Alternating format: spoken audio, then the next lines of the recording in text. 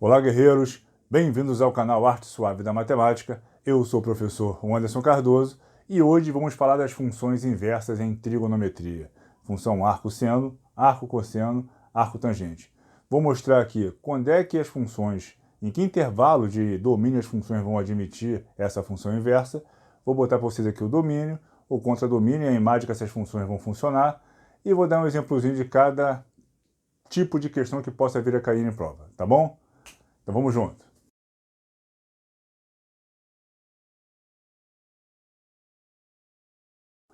Guerreiros, função arcosseno. O que é a função arcosseno? Arcosseno é a função inversa da função seno de x. F de x igual a seno de x. A função inversa da função f de x igual a seno de x é a função arcosseno de x. Bom, antes de eu mostrar aqui como é que funciona a função arcosseno, vamos entender o seguinte. Toda função admite função inversa? Não. Qual é o critério, qual é a propriedade que uma função tem que ter para que ela admita uma inversa? Para a função admitir inversa, ela tem que ser bijetora. O que é uma função bijetora? É uma função que é injetora e sobrejetora ao mesmo tempo. A gente vai ver isso quando eu estiver falando da parte de funções em Mate 1. Tá? Mas uma função injetora é uma função em que cada elemento da imagem só se relaciona a um único elemento de domínio. Então, cada imagem só recebe um domínio. Isso é uma função injetora. Uma função sobrejetora é aquela função em que todo contradomínio é imagem. Contradomínio igual a imagem é a função sobrejetora. Então, se uma função for injetora e sobrejetora ao mesmo tempo, ela é uma função bijetora. Ela é duas coisas, né? Injetora e sobrejetora. Então, ela é bijetora. Então, se a função for bijetora, ela vai admitir inversa.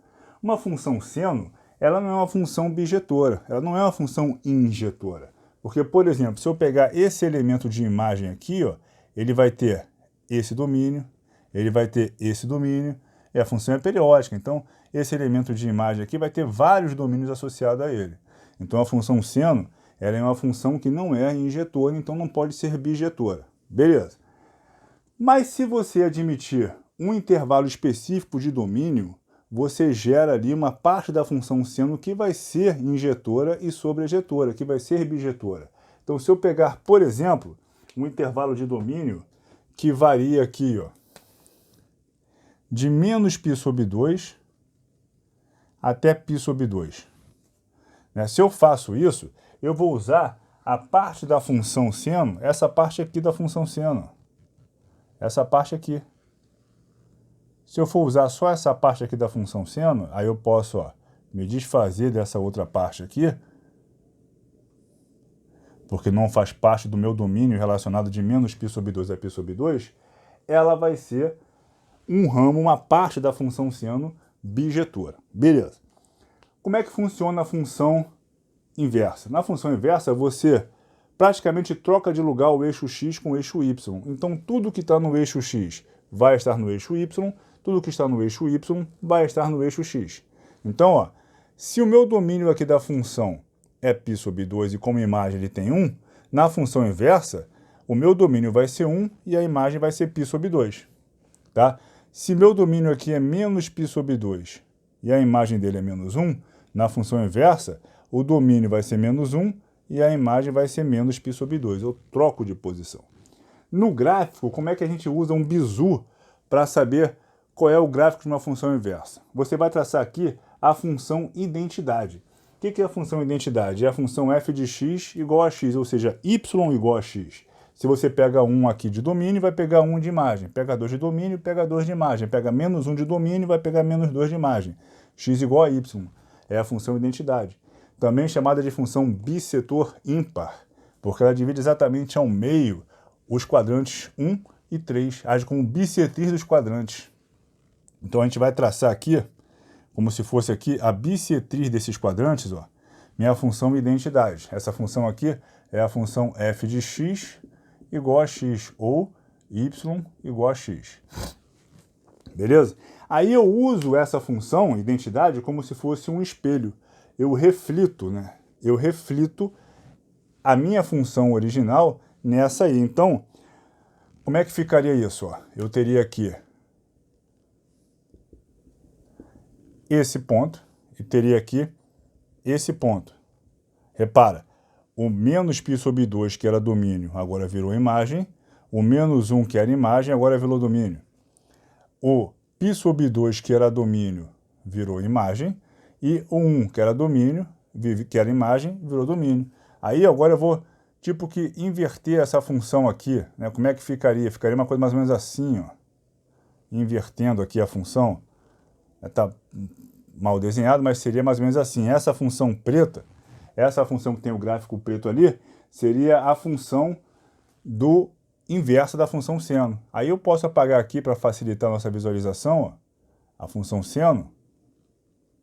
Essa em preto aqui seria mais ou menos o gráfico da função f de x igual ao arco seno de x.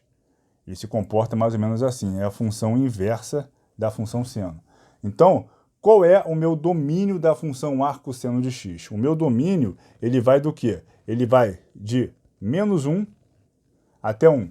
O domínio de menos 1 até 1. E a imagem?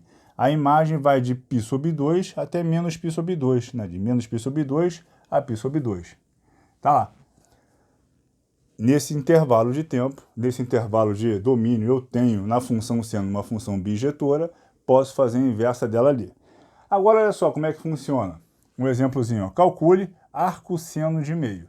Como é que eu vou entender isso? Arco seno de meio é o arco cujo seno vale meio. Então, arco seno de meio é o arco cujo seno vale meio. Então, eu quero calcular. Calcule arco seno de meio. Eu não sei quanto é que vale isso aqui. Então, vou chamar de x. Então, x é igual ao arco seno de meio. Ou seja, x é o arco cujo seno vale meio. Então, o seno de x é igual a meio. Aí, qual é o ângulo cujo seno vale meio? Eu tenho meio para que seno?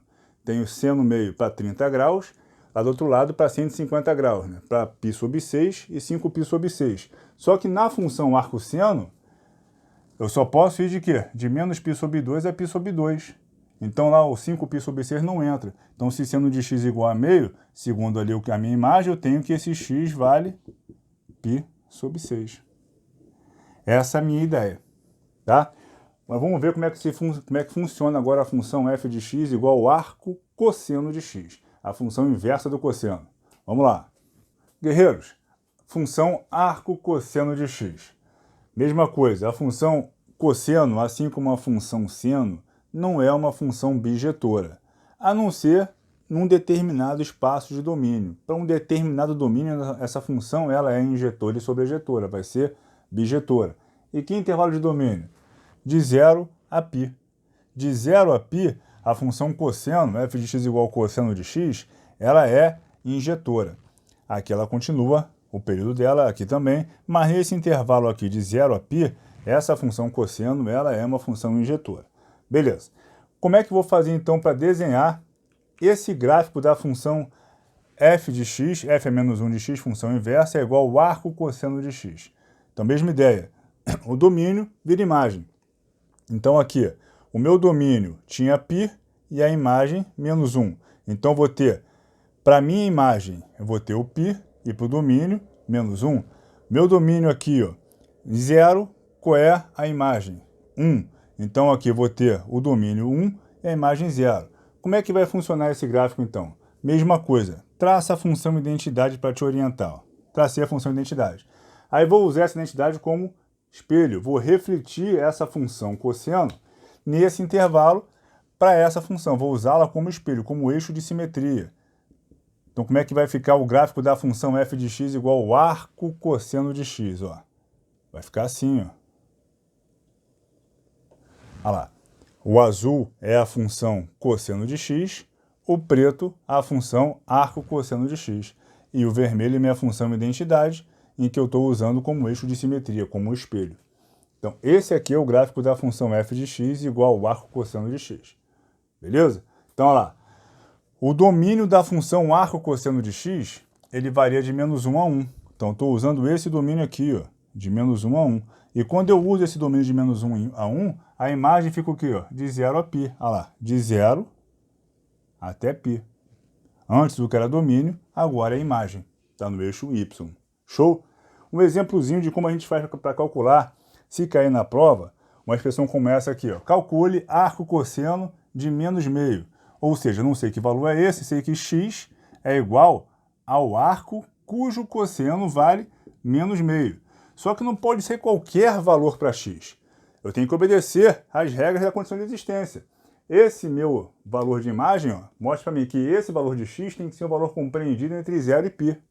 Entre 0 e π, só tem uma possibilidade para cosseno igual a menos meio.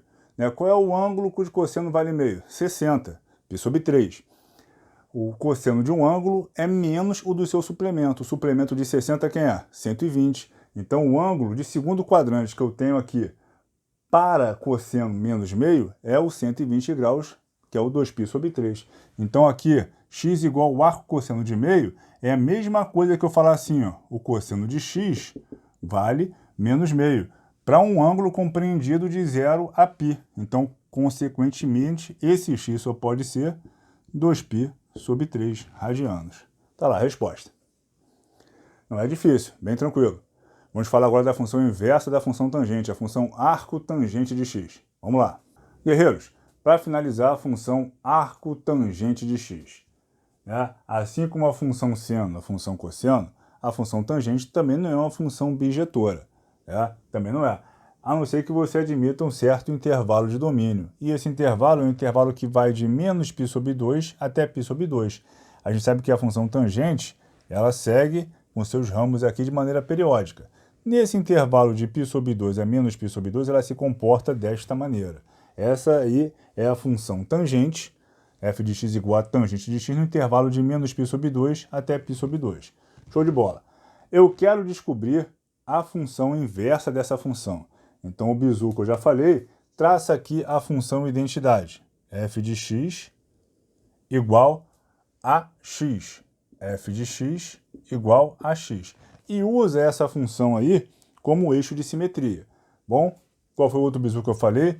Tudo que é x vira y, tudo que é y vira x. Então aqui, o π sobre 2, que é a coordenada aqui de assíntota dessa minha função tangente, que é domínio, vai passar a ser imagem.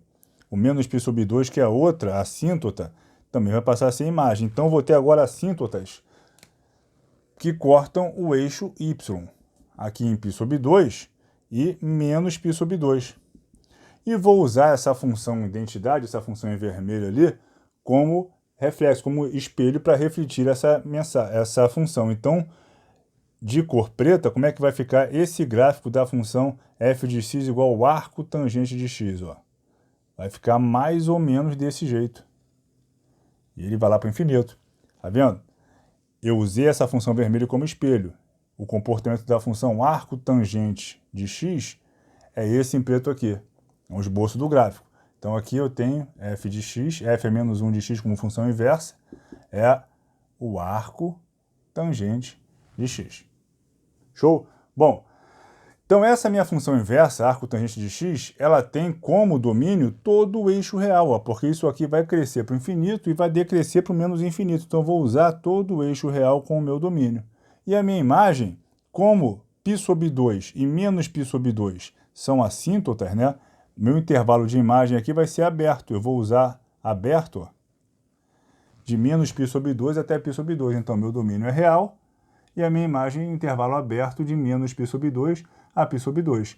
Porque assim como a função tangente, a função arco tangente não é definida nem para menos π sobre 2 e nem para π sobre 2. E ali eu tenho um exemplo que pode vir a cair em prova. Calcule o arco tangente da raiz de 3 sobre 3. Ele não quer saber se você sabe qual é o ângulo cuja tangente é a raiz de 3 sobre 3. No caso do cosseno lá eu botei menos meio, no caso do seno eu botei meio. Ele sabe que você sabe isso, é só decorar aquela tabelinha lá do 1, 2, 3, 3, 2, 1. Ele quer saber se você sabe qual é o domínio da função, porque não é qualquer número que vai ter essa tangente raiz de 3 sobre 3. É um número que esteja dentro dos intervalos em que a função será bijetora. Então, cuidado. Ele pode botar para você na função seno, o arco seno de x igual a meio. Eu tenho meio para seno de 30 e de 150. Ele pode botar 30 ou 150 e você marca. Erra. Porque para obedecer a função, o domínio, que é de menos π sobre 2 a π sobre 2, só caberia lá o 30 graus, né? O π sobre 6. A mesma coisa aqui, ó. Ele quer saber qual é o ângulo que tem como tangente raiz de 3 sobre 3. Então vamos lá. x igual ao arco tangente de raiz de 3 sobre 3. Isso quer dizer para mim o quê? Que a tangente de x é raiz de 3 sobre 3. Beleza? Bom, aí eu vou ver para o domínio. Em que intervalo de domínio a função arco tangente ela é definida? Ela é definida no domínio de raiz. E qual é a imagem? Em que intervalo de imagens a função é definida? É definida de menos π sobre 2 até π sobre 2. Então esse meu valor de x tem que estar compreendido de menos π sobre 2 a π sobre 2.